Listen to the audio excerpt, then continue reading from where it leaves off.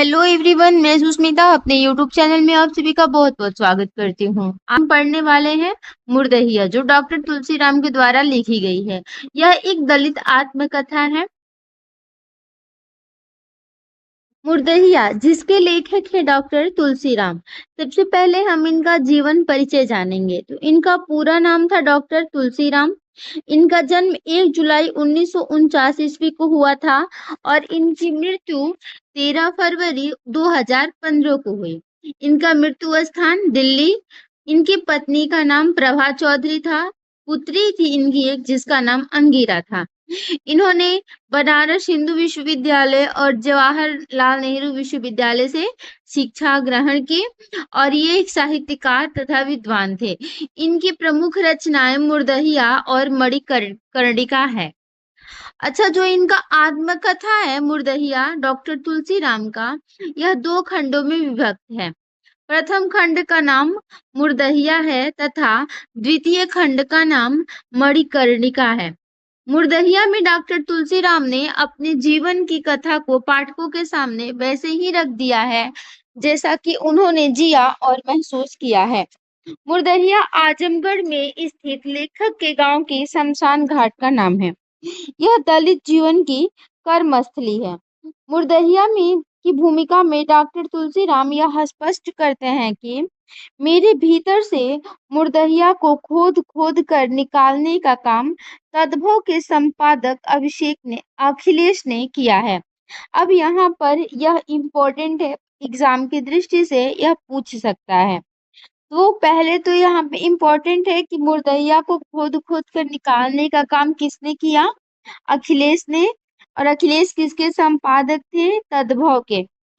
अर्थात मुर्दहिया लिखने की प्रेरणा और ऊर्जा उन्हें लेखक संपादक अखिलेश के अत्यंत निवेदन से मिली। मुर्दहिया में लेखक के बचपन से लेकर उनके स्नातक की शिक्षा तक की जीवन यात्रा का वर्णन है। मुर्दहिया आत्मकथा 7 उपशीर्षकों में बटा है। कितने? 7 उपशीर्षकों में बटा है। भूतही पारिवारिक पृष्ठभूमि, मुर्दहिया तथा स्कूली जीवन, अकाल में अंधविश्वास, मुर्दहिया के गिद्ध तथा लोक जीवन, भूतनिया नागिन, चले बुद्ध की राह और आजमगढ़ में फाका काशी। इस आत्मकथा के प्रमुख पात्र हैं जूठन, जो लेखक के दादाजी होते हैं। मुशड़िया, जो 100 वर्ष से ज्यादा जीने वाली लेखक की दादी होती हैं। धीरजा, जो लेखक की माता है। चंगू पांडे, 80 वर्षीय ब्राह्मण, जिन्हें निवेश और अविवाहित होने के कारण गांव के लोग अपशकुनी मानते थे। सोमर, लेखक के पिता के बड़े भाई यानी लेखक के बड़े पापा। मुन्नेसर, लेखक के पिता के दूसरे भाई। नक्कर, लेखक के पिता के तीसरे भाई और मुन्नर, लेखक के पिता के चौथे भाई। तो यह इम्पोर्टेंट है, ये भी याद रख सकते हैं। एग्जाम में पूछ सकता है यहाँ पे कि कौन उसके पात्र नहीं है और एक अलग दे सकता है। तो इसको याद करना बहुत ही ज्यादा जरूरी है मेरे अनुसार। तो इसको मैं रखूंगी आईएमपी में, आप भी इसे नोट कर लेंगे। इसके अलावा अमिका पांडे, जो साहित्य बताने वाले होते हैं। मुंशी राम सूरत, जो शिक्षक होते हैं और परशुराम सिंह, जो हेडमास्टर होते हैं। अब आते हैं अन्य पात्र पर। तो अन्य पात्र हैं सुभागिया, संगठा सिंह, करपात्री जी, हीरालाल, किशुनी भौजी, जेदी चाचा, लुरखुर, पत्तू मिसिर, पारसनाथ पांडे, लाल बहादुर सिंह, रूपराम, तपसी राम, सुखदेव सिंह, चिंतामणि सिंह, देवराज सिंह, विजयी पांडे और अरुण कुमार सिंह इत्यादि। इसका कथा सार पढ़ते हैं। तो जो डॉक्टर तुलसीराम है, इनके द्वारा रचित मुर्दहिया में दलितों की पीड़ा को रेखांकित करने के साथ साथ अपने गांव धर्मपुर आजमगढ़ के जरिए उस समय के पूरे भारतवर्ष के गांवों को ही चित्रित कर दिया है। डॉक्टर तुलसीराम कहते हैं कि इसमें मेरा दर्द है, मेरे समाज का दर्द है, मेरा पूरा जीवन ही मुर्दहिया है। मुर्दहिया यानी गांव का वह कोना जहां मुर्दे फूके जाते हैं। मुर्दहिया यानी गांव का वह हिस्सा जहां मरे हुए जानवरों के चमड़े उतारे जाते हैं। तुलसीराम अपनी आत्मकथा को मुर्दहिया नाम देना केवल एक शीर्षक मात्र नहीं अपितु उनकी रचना की आत्मा है। मुर्दहिया आत्मकथा में गांव में घटित हर घटना को अंधविश्वास से जोड़कर देखा जाता है। उल्का पिंड का रात में टूटने को भूत समझा जाता है। जब कोई उड़ता हुआ कौवा किसी के पैरों या चोंच से मार देता है तो इसे भी अपशकुन माना जाता है। बचपन में डॉक्टर तुलसीराम को चेचक निकल आने व इसमें उनकी एक आंख चले जाने से घर वालों समेत सभी गांव वाले उसे अपशकुनी मानते हैं। डॉक्टर तुलसीराम मुर्दहिया आत्मकथा के माध्यम से पूरे भारतीय देहाती गांव में फैले अंधविश्वास को अपने गांव के जरिए बताते हैं। गांव की दक्षिण दिशा में दलितों को रहने के लिए ब्राह्मणों, ठाकुरों आदि द्वारा विवश किया जाता है, क्योंकि एक हिंदू अंधविश्वास के अनुसार किसी भी गांव की दक्षिण दिशा में ही सर्वप्रथम कोई आपदा या बीमारी आती है। एक तरफ धर्मपुर गांव अंधविश्वास में डूबा पड़ा है, वहीं दूसरी तरफ दलित तुलसीराम ज्ञान हासिल करने के लिए परिवार और समाज की विपरीत परिस्थितियों से जूझते हुए 10वीं कक्षा में प्रथम आते हैं तथा एक होनहार विद्यार्थी के रूप में उनकी ख्याति पूरे गांव में फैल जाती है। इस प्रकार कठिनाइयों का सामना करते हुए तुलसीराम कॉलेज में पहुंच जाते हैं, लेकिन उनके ही एक दोस्त द्वारा उन्हें स्कॉलरशिप के 162 रुपए में से 81 रुपए चाकू की नोक पर लूट लेने से तुलसीराम समझ जाते हैं कि मानवीय मूल्यों पर पैसा हावी है।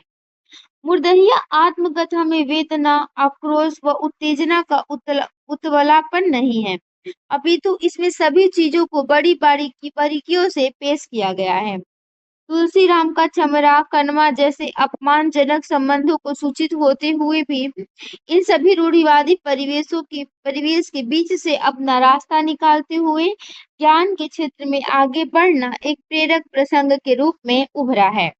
अब आते हैं हम मुर्दहिया आत्मकथा के महत्वपूर्ण तथ्य की तरफ।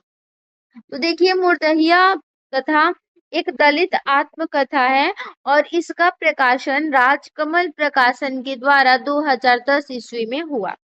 डॉक्टर तुलसीराम की लेखनी की एक विशेषता है कि जो उन्हें तमाम दलित लेखकों से अलग करती है, वह है उनके अचेतन पर बुद्ध का गहरा प्रभाव। यानी डॉक्टर तुलसीराम पर बुद्ध का बहुत गहरा प्रभाव पड़ा है। मुर्दहिया अर्थात गांव का वह भाग है जहां मुर्दे जलाए या गाड़े जाते हैं अथवा मरे हुए जानवरों के चमड़े उतारे जाते हैं। मुर्दहिया आत्मकथा की शुरुआत होती है इस पंक्ति से, मूर्खता मेरी जन्मजात विरासत थी। मुर्दहिया आत्मकथा के बारे में तुलसीराम कहते हैं कि इसमें मेरा दर्द है, मेरे समाज का दर्द है और मेरा पूरा जीवन ही मुर्दहिया है। एग्जाम की दृष्टि से इम्पोर्टेंट है। डॉक्टर तुलसीराम के गांव का नाम है मुर्दहिया, जिसके बारे में वे स्वयं पुस्तक की भूमिका में कहते हैं कि मुर्दहिया हमारे गांव धर्मपुर की बहुउद्देशीय कर्मस्थली है। चरवाही से लेकर हरवाही तक के सारे रास्ते वहीं से गुजरते थे। इतना ही नहीं, स्कूल हो, दुकान, बाजार हो या मंदिर, यहाँ तक कि मजदूरी के लिए कलकत्ता वाली रेलगाड़ी पकड़ना हो तो भी मुर्दहिया से ही गुजरना पड़ता था। तुलसीराम की यह आत्मकथा वस्तुतः अपशकुन से शुभ शकुन तक के सफर को चित्रित करता है। भूतही पारिवारिक पृष्ठभूमि उपशीर्षक में दलित समाज की अनपढ़ होने के कारण अंधविश्वास का चित्रण किया गया है। आत्मकथा में तुलसीराम की दादी के द्वारा मृत जानवरों का खाल उतारने का विस्तार से चर्चा है। तुलसीराम का परिवार रूढ़िवादी तथा अंधविश्वासी था। अपने परिवार के बारे में वे स्वयं कहते हैं कि हमारा परिवार संयुक्त रूप से बृहद होने के साथ साथ वास्तव में एक अजायब बहार ही था, जिसमें भूत प्रेत, देवी देवता, संपन्नता विपन्नता, शकुन अपशकुन, मान अपमान, न्याय अन्याय, सत्य असत्य, ईर्ष्या देश, सुख दुख आदि सब कुछ था, किंतु शिक्षा कभी नहीं थी। इम्पोर्टेंट है, यह तुलसीराम अपने परिवार के बारे में कहते हैं। लेखक ने अपनी स्कूली जीवन का चित्रण मुर्दहिया तथा स्कूल जीवन नामक उपशीर्षक में की है। तो स्कूली जीवन का चित्रण कहाँ मिलता है? मुर्दहिया तथा स्कूल जीवन के उपशीर्षक में। अच्छा, इसमें प्रश्न कैसे पूछे जाते हैं? तो यहाँ पे मैंने एक प्रश्न रखा है जो कभी एग्जाम देने में गई थी तो वो आया था और ये मेमोरी बेस्ड है तो मैंने रखा है। मुर्दहिया आत्मकथा के लेखक तुलसीराम के परिवार का सदस्य नहीं है। कौन इसमें तुलसीराम के परिवार का सदस्य नहीं है, हमें इसमें से बताना है। तो देखिए यह पात्रों में से पूछा है, सुन्नर, मुन्नर, नग्गर और नागेश्वर। तो इसमें सुन्नर, मुन्नर और नग्गर तो यहाँ पर तुलसीराम के परिवार के सदस्य हैं, लेकिन नागेश्वर परिवार का सदस्य नहीं है। तो इसका सही उत्तर 4 नागेश्वर हो जाएगा। आशा है वीडियो अच्छी लगी होगी। अगर अच्छी लगी हो तो प्लीज वीडियो को लाइक अवश्य करें। चैनल पे नए हैं तो सब्सक्राइब करना ना भूलें। साथ ही साथ बेल आइकन जरूर प्रेस करें ताकि मेरी वीडियो का नोटिफिकेशन आप तक सबसे पहले पहुंच सके। कमेंट सेक्शन में हमें जरूर बताएं वीडियो कैसी लगी। मिलते हैं जल्दी नई वीडियो के साथ। Thanks for watching.